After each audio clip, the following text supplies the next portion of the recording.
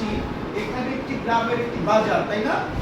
বাজারে মানুষ কেনাবেচা করছে, সেই সাথে একজন বিক্রেতাকে আমরা দেখতে পাচ্ছি, সে কি করছে?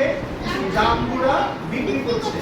চলো আমরা এই অঙ্কটি কিভাবে আছে কিছু জামগুড়া ছিল। সেখান থেকে সে 4টি বিক্রি করার পর তার কাছে 6টি জামগুড়া আছে। প্রথমে তার কাছে কতটি জামগুড়া ছিল? এই প্রশ্নের জন্য গাণিতিক বাক্য হবে খালি ঘর বিয়োগ 4 সমান সমান 6।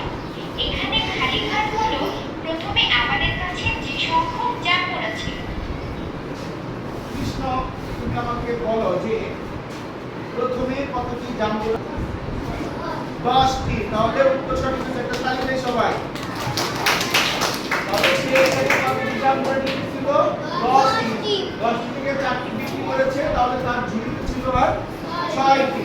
ধন্যবাদ। প্রথমে জামগুড়া ছিল, 6টি জামগুড়া অবশিষ্ট ছিল। আমরা এটা মিলিয়ে দেখব। 4টি জামগুড়া বিক্রি করা হয়েছে। 6টি জামগুড়া অবশিষ্ট ছিল, 4টি জামগুড়া বিক্রি হয়েছিল। এই চিত্র দেখি, প্রথমে আমাদের জামগুড়া ছিল 6টি আর হচ্ছে যোগ 4টি। দেখেছো? দেখা যাচ্ছে? তাহলে বিক্রেতা ঝুড়িতে যে জামগুড়াগুলো নিয়ে গেছিল, এর মধ্যে 6টি জামগুড়া কি হয়েছিল? অবশিষ্ট ছিল ঝুড়িতে। আর বিক্রি করেছিল কয়টি? 4টি। তাহলে চিত্র দেখে টোটাল আমাদের জামগুড়া ছিল 6 যোগ 4 সমান হচ্ছে 10টি। সবাই কি বুঝতে পেরেছি?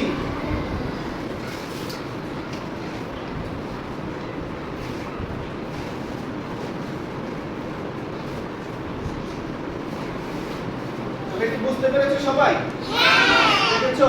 10 থেকে 4 গেলে 6 থাকে, আবার 6 এর সাথে 4 যোগ করলে কত হয়? 10 হয়ে যায়।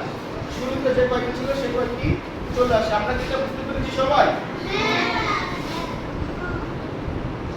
দেখেছো? 10 থেকে 4 গেলে 10 থেকে 4 চলে গেলে 6 থাকে, আবার সেই 6 এর সাথে যদি 4 যোগ করো তাহলে কত হয়? 10 হয়ে যায়।